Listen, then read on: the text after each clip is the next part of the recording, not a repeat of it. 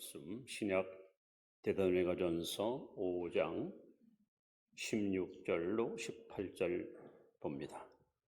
신약 332면입니다. 332페이지. 우리가 너무도 잘 아는 말씀이죠. 우리 한 목소리로 다 같이 합독합니다. 항상 기뻐하라, 쉬지 말고 기도하라, 범사에 감사하라. 이것이 그리스도 예수 안에서 너희를 향하신 하나님의 뜻이니라. 아멘. 자, 우리 옆에 분에게 함께 예배드려서 행복합니다. 인사합시다. 항상 믿음으로 승리하시 바랍니다.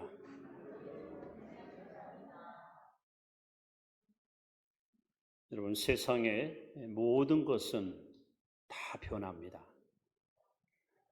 전도자 솔로몬 왕은 헛되고 헛되며 헛되고 헛되니 모든 것이 헛되도다. 해 아래 새 것이 없도다. 그런데 변하지 않는 것이 있습니다. 하나님은 변함이 없습니다. 또 예수 그리스도는 어제나 오늘이나 영원토록 동일하십니다. 그리고 하나님 말씀 마태복음 24장 35절에 천지는 없어지겠으나 내 말은 없어지지 아니하고 다 이루자.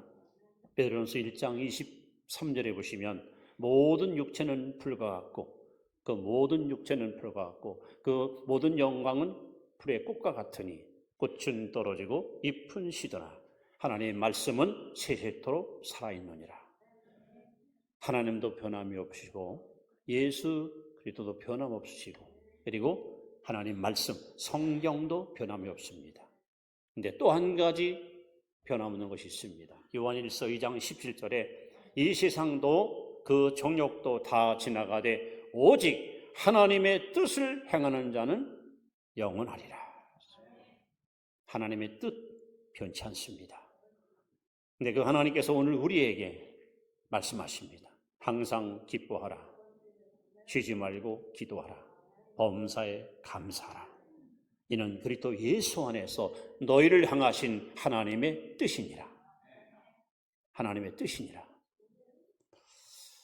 여러분, 일시적인 것 혹은 찰나적인 것 혹은 순간적인 것 붙들고 거기다 인생 맡기지 마시고 영원히 변치 않는 진리, 영원히 변치 않는 진리에다가 여러분 인생을 맡기고 살아가세요. 다시 말하면 충동적인 삶을 살거나 환경에 이끌리지 마시고 하나님의 뜻을 붙들고 사십시오. 그래야 우리는 후회 없는 성공적인 인생을 살아갈 수 있습니다. 그래서 오늘 우리를 향하신 하나님의 뜻, 아마 안 믿는 사람도 이 말씀을 많이 알고 있어요. 문제는 뭡니까? 야고보서 2장 26절에 보시면 영혼 없는 놈이 죽은 것과 같이 행함이 없는 믿음은 죽었느니라. 우리는 알고 있어요. 항상 기뻐하라, 쉬지 말고 기도하라 다 알아요. 문제는 뭡니까? 그대로 우리가 실행하지 못하고 있어요. 그대로 순종하지 않습니다. 그래서 여러분 열매 없는 부끄러운 신자가 되는 거죠. 오늘은 우리를 향한 하나님의 뜻 세 가지를 다시 한번 여러분 앞에 소개하려고 합니다. 첫 번째 하나님의 뜻은 따라서 항상 기뻐하라. 참 너무 간단한 말씀 같지만 여러분 항상 기뻐하는 것이 과연 여러분 쉽습니까? 가능합니까? 아침에 눈을 뜨면 벌써 걱정이 몰려오고 근심이 내게 찾아오는데 어떻게 항상 기뻐합니까? 제가 만나본 사람 중에 항상 웃고 사는 기쁨으로 사는 사람이 있어요. 미친 여자. 시쭉이쭉 웃더라고요. 그래서 우리는 성경에서 항상 기뻐하는 삶이 뭔가 성경에서 해답을 찾아야 됩니다. 여러분, 물 떠난 고기가 살 수 있을까요? 뿌리 뽑힌 나무가 살 수 있습니까? 예수님께서 유명한 요한복음 15장에 그 포도나무 비유에서 말씀합니다. 나는 참 포도나무요 너희는 가지니. 여러분은 가지고 예수님은 참 포도나무예요. 그럼 가지가 사는 길은 하나밖에 없습니다. 포도나무에 붙어 있으면 됩니다. 그래서 오늘 말씀합니다. 예수 안에 있어야 우리는 항상 기뻐할 수 있어요. 물을 떠난 고기가 살 수 없고 뿌리 푼 나무가 말라 죽듯이 예수 안에 거해야만 우리는 항상 기뻐하는 삶을 살 수가 있습니다. 우리는 기뻐할 이유가 충분히 있습니다. 예수님 12제자 외에 70명의 전도자를 특별히 선택하셔서 둘씩 짝을 지어서 그들을 파송했어요. 그들이 나가서 열심히 복음을 전합니다. 근데 희한한 일이랍니다. 희한한 일. 예수님만 할 줄 알았더니 자기들도 가서 복음 전했더니 귀신이 항복을 해요. 병든 사람이 고침받아요. 야, 이게 도대체 웬일이야? 와, 놀랄 일이야. 그들이 달려와서 예수님께 보고합니다. 주여, 우리가 죄 이름으로 귀신을 항복시켰습니다. 얼마나 신나는 일입니까? 예수님만 할 줄 알았어. 사도들만 할 줄 알았어요. 근데 자기가 같이 평범한 사람을 통해서도 귀신이 항복하는 걸 보고 이들이 놀래가지고 예수님께 보고할 때 예수님께서 말씀합니다. 귀신이 항복한 것을 기뻐하지 말고 너희들의 이름이 생명책에 기록된 것을 기뻐하라. 즉 우리가 기뻐할 이유는 구원받았기에, 하나님의 자녀 되었기에. 좀 더 구체로 말씀드리면 우리는 왜 기뻐해야 됩니까? 성부 하나님이 만민 가운데서 저와 여러분들을 선택하셨습니다. 요한복음 6장 44절에 예수께서 말씀합니다. 내 아버지께서 이끌어 주지 아니하시면 내게로 올 자가 없느니라. 지구촌에 80억이 살고 있습니다. 그 많은 사람 가운데 하나님이 여러분과 저를 이끌어서 이 은혜의 자리로 불러주셨습니다. 하나님의 은혜죠. 이 하나님께서 저와 여러분들을 선택하셨습니다. 저와 여러분들을 하나님의 사람으로 천국 시민권자로 우리를 불러주셨습니다. 뿐만 아니라 성자 예수님께서 십자가에서 우리 죄값을 다 지불하시고 지긋지긋한 죄의 노예로부터 우리를 여러분 구속하셨습니다. 속량하셨습니다. 즉 우리는 구원을 받았습니다. 더 나아가 성령께서 안 되겠다, 저 사람을 내 사람 삼아야지 해서 성령께서 여러분 이마에다가 도장을 딱 찍어 너는 내 것이다, 너는 내 사람이다.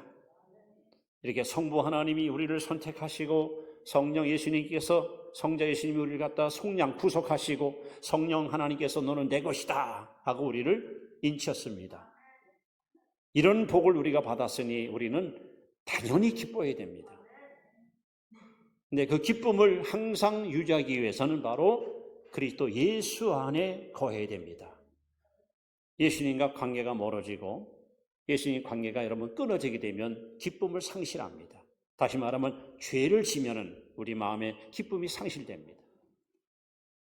더군다나 하나님의 나라는 어떤 곳입니까? 로마서 14장 17절에 하나님의 나라는 먹는 것과 마시는 것이 아니요 오직 성령 안에서 의와 평강과 실학이라.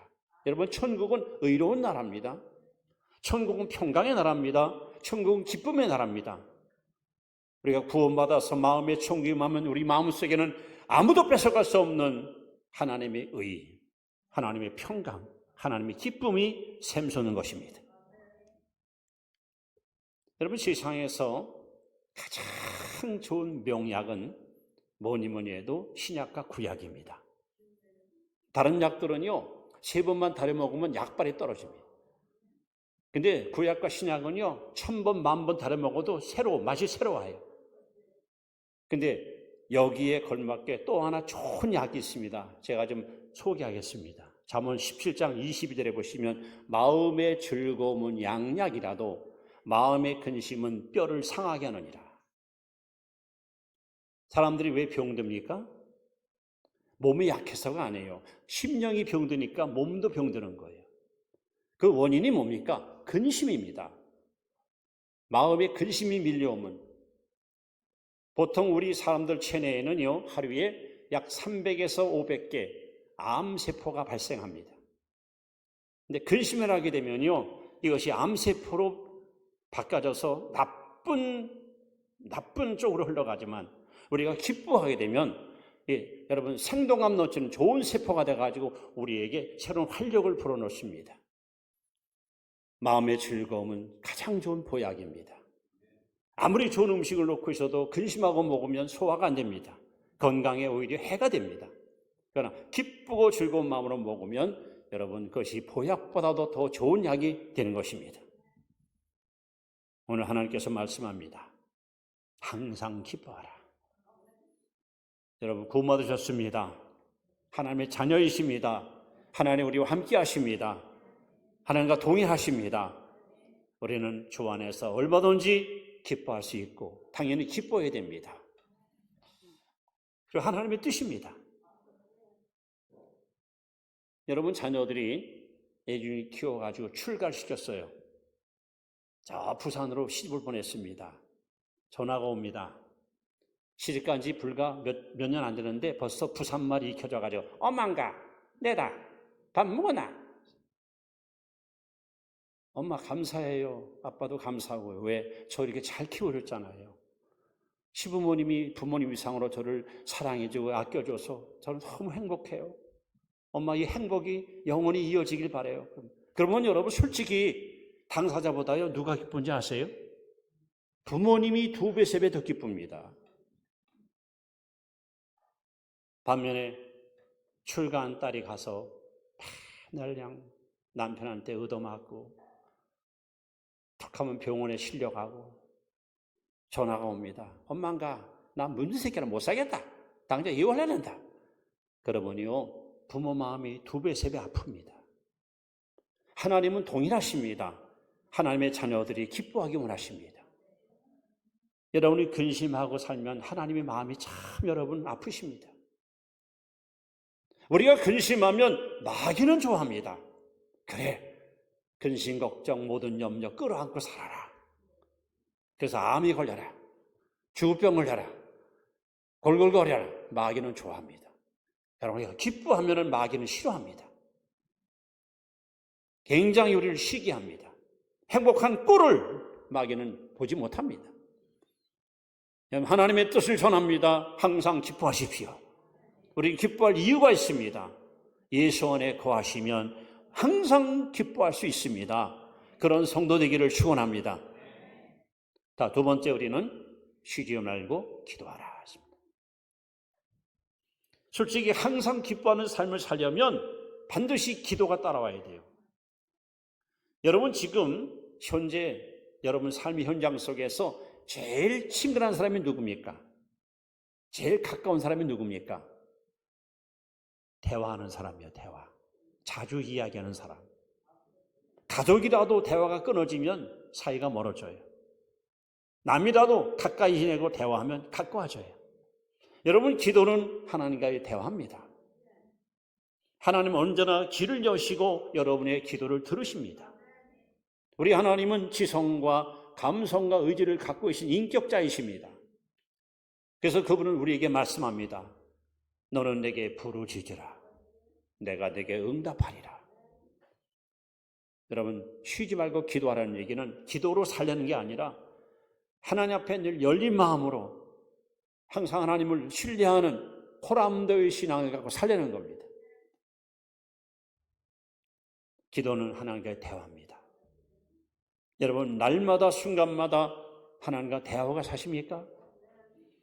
하나님과 내 속에 있는 것을 다 털어내고 밀접한 관계를 유지하다 보면요 하나님과 친근한 관계가 이어집니다. 그러다 보면 어느새 내 인품이, 내 성격이 하나님을 닮아가요. 기도하면서 얻은 최고의 응답이 바로 예수님의 성품을 닮아갑니다. 또 나아가서 여러분 기도는 영혼의 호흡입니다. 영혼의 호흡. 수년 전 저 교우 가운데 한 분이 암으로 세상을 떠났어요. 효병원에서 장례를 치르고 나오는데 어느 권사님이 저보고 그래 뒤에서 목사님 저분 왜 돌아가신지 아세요? 그래요. 암으로 돌아가셨잖아요. 에이 모르시네요.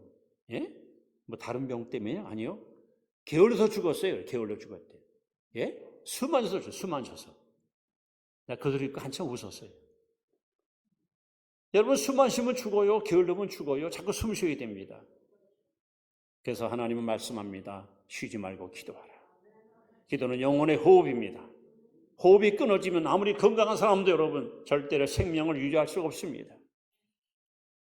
그래서 하나님은 마태복음 22장 32절에 이렇게 말씀합니다. 나는 아브라함의 하나님이요 이삭의 하나님이요 야곱의 하나님이요 곧 산자의 하나님이라. 하나님은 죽은 자의 하나님이 아니에요. 산자의 하나님. 아브라함은 누굽니까? 이삭은 누굽니까? 야곱은 누굽니까? 그들은 기도의 사람이었습니다. 그들은 영혼이 호흡이 살아있었습니다. 하나님과 늘 교통했습니다. 하나님과 깊이 교제했습니다. 하나님은 아주 당당하게 나는 아브라함의 하나님이다. 나는 이삭의 하나님이다. 야곱의 하나님이다 하고 말씀했습니다. 하나님은 기도하는 자의 하나님이십니다. 여러분의 호흡이 튼튼해서 하나님과 항상 대화하심으로 여러분의 심령이 날마다 새로워지기를 바랍니다. 우리가 기도할 여러 가지 이유가 있겠지요. 그러나 예수님께서 가장 강조한 것이 뭡니까? 시험에 들지 않게 깨어있어 기도하라. 세상은 얼마나 많은 시험거리가 있습니까? 야고보 1장 2절에 말씀은 형제들아 너희가 여러 가지 시험을 만나거든. 우리가 사는 세상은 많은 시험거리가 우리에게 끊임없이 여러분 밀려옵니다. 어떻게 우리는 이 시험을 이기고 승리의 삶을 살 수 있습니까? 오직 기도 외에는 이런 역사가 나타나지 않습니다. 그래서 우리는 승리의 주인공이 되기 위해서 항상 깨어 기도해야 됩니다. 더 나아가서 우리가 기도할 이유는 기도해야만 하나님의 뜻을 알 수가 있고요. 하나님의 뜻을 행할 수가 있습니다. 예레미야 33장 3절에 보시면 너는 내게 부르짖으라 내가 내게 응답하겠고 내가 알지 못하는 크고한 비밀을 내게 보이리라. 여러분 기도하면 하나님께서 내가 알지 못했던 미래 일까지도 보여주시고 알려주셔요. 이것이 내 뜻이다. 이 뜻대로 살아봐라. 기도하는 사람이 누릴 수 있는 영적 특권입니다. 더 나아가 우리가 하나님께 기도할 때 하나님께서는 저와 여러분에게 마귀를 이기고 세상을 이기고 시험과 유혹을 이길 수 있는 능력을 우리에게 부어주십니다. 예수님께서는 이 땅에 오셔서 식사할 겨를도 없이 아주 바쁘게 사역하셨습니다. 온종일 수많은 병을 고치고 귀신을 쫓고 말씀을 가르치고 나서 제자들을 집으로 돌려본 후에 주님은 산이나 들에 가서 밤새 엎드려 기도하십니다. 왜 그랬을까요? 무엇이 부족해서? 여기에 대한 해답이 사도행전 10장 38절에 이렇게 기록되어 있습니다. 하나님이 나사렛 예수에게 성령과 능력을 기름 부어 부으심에 저가 도련하시며 착한 일을 행하시고 마귀의 눈자는 모든 사람을 고치셨으니 이는 하나님이 저와 함께 하십니다. 예수님은 엎드릴 때마다 하나님이 나사렛 예수에게 성령과 능력을 물붓듯이 부어줬습니다. 하나님의 능력을 공급받는 유일한 통로는 기도밖에 없습니다. 여러분 기도해야 됩니다. 열심히 해야 됩니다. 그래서 육체의 힘이 아니라 영적인 힘을 영적 에너지를 우리가 공급받아야 이 힘을 가지고 우리는 이 세상을 능히 이기고 승리의 길을 걸어갈 수가 있는 것입니다. 쉬지 말고 기도하십시오. 하나님의 뜻입니다. 세 번째, 우리는 범사에 감사하라. 범사에 감사하라. 여러분 항상 기뻐하라. 쉬지 말고 기도하라. 범사에 감사. 하나님의 명령입니다. 명령어예요. 이건 우리가 결정할 사항이 아닙니다. 선택 사항이 아닙니다. 하나님께서 명령하십니다. 범사에 감사하라. 모든 일에 감사하라. 좋은 일, 잘되는 일, 행복한 일, 여기만 감사하지 말고 정말 괴롭고 힘들고 짜증나고 고달프고 역겨워도 여러분 범사에 감사하십시오. 우리 하나님께서는 여러분이 이 땅에 사는 동안 천국 시민권자로서 천국의 기쁨을 누리고 살기 원하십니다. 그런데 여러분 보세요. 여러분 마음속에 천국이 임하느냐 지옥이 오느냐 이것은 감사하느냐 불평하느냐에 따라서 여러분 달라집니다. 우리가 불평하고 살면 내 마음은 지옥으로 바뀝니다. 온통 칠흑같이 어두컴컴하고 부정적이고 폐쇄적인 것들로 채워집니다. 그러나 어떤 나쁜 상황이 전개될더라도 우리가 감사하고 살면 우리 마음에 천국이 맙니다. 늘 긍정적이고 창조적이고 생산적인 이러한 삶을 살아갈 수가 있습니다. 저는 감히 여러분 앞에 이렇게 주장합니다. 따라합시다. 감사는 선택이다. 자, 보세요. 제 말이 사실인지 아닌지. 제가 안경을 하나 가져왔습니다.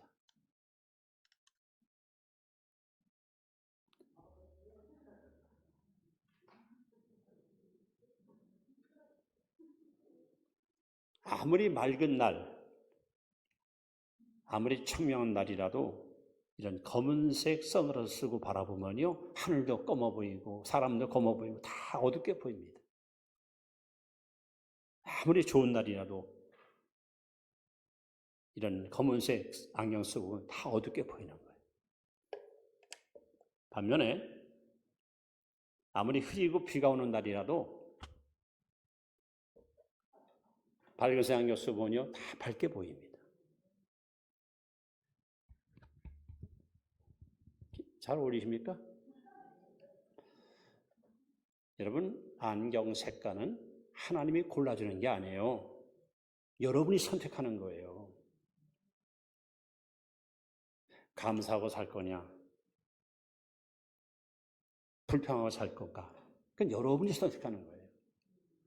저는 여러분들이 어리석은 신자 되지 말고, 어리석은 성도 되지 마세요. 가정에서, 직장에서, 혹은 교회에서, 혹은 지역에서 여러분은 항상 밝은 색, 긍정적인 감사의 안경을 쓰고 사세요. 이걸 쓰고 있으면요, 모든 것이 밝아 보여요. 직장에 가도, 학교에 가도, 교회에 가도 다 아름답게 보여요. 근데 아무리 조건이 좋고 상황이 좋아도 어두운 색을 쓰고 보면 더 어둡게 보여요. 직장 가면 그냥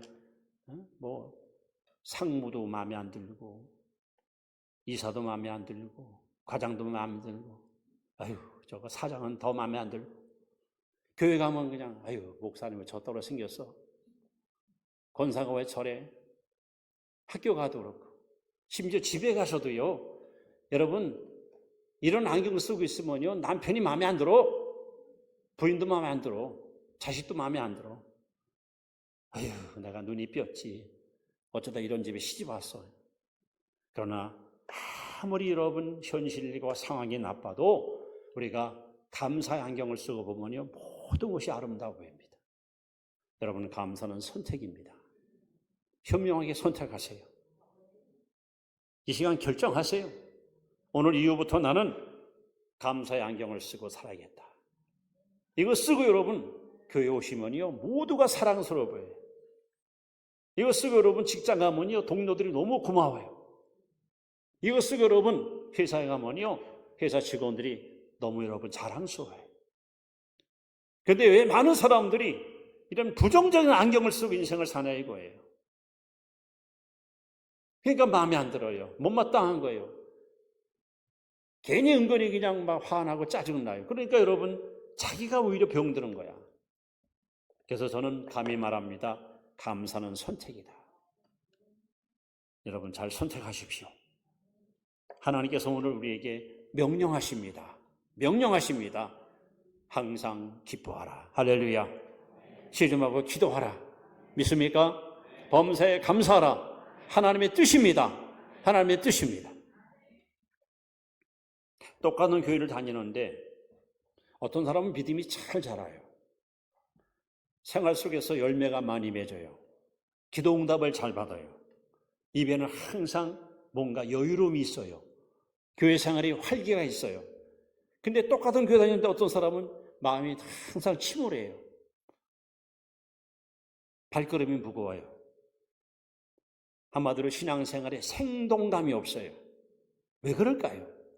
뭐가 문제일까요?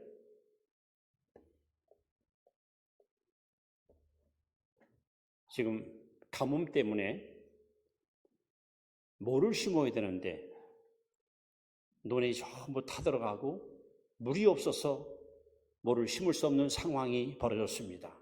그런데 바로 그 산 언덕에 큰 저수지가 있습니다. 저수지는 물이 꽉 차 있습니다. 자, 농부가 모를 심을 수 있는 유일한 길은 뭡니까? 저수지의 물을 배수관을 통해서 공급받으면 됩니다. 물을 흘려버리면 됩니다. 여러분, 우리는 시시한 몸이 아니고 고린도서 3장 16절의 말씀처럼 하나님의 성전이에요. 지금 여러분 안에 성령님이 와 계십니다. 근데 이 성령님은요, 누구를 통해서 일하시는가? 누구를 통해서 역사하시는가? 여러분, 항상 기뻐할 때, 시점하고 기도할 때, 범사에 감사할 때 성령님이 막 역사하십니다. 마치 여러분 저수지에 물이 꽉 차 있는데 이 배수관만 딱 열면은 물줄기가 확 흘러가서 생물을 살리는 것처럼 여러분들이 항상 기뻐하고 시름하고 기도하고 범사에 감사하면 성령의 능력이 흘러나가서 여러분 가정을 변화시키고 직장을 변화시키고 지역을 변화시키는 놀라운 역사가 일어납니다. 여러분 안에 계신 성령님을 묻고 두거나 이분이 근심하며 머물러 있는 아니라 나를 통해서 마음껏 큰 일을 행할 수 있도록 여러분 항상 기뻐하십시오. 신임하고 기도하십시오. 범사에 감사하십시오.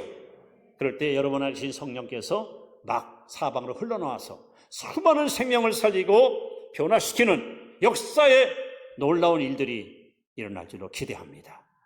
기도하겠습니다. 존귀하신 하나님, 오늘 하나님께서 우리에게 하나님의 뜻을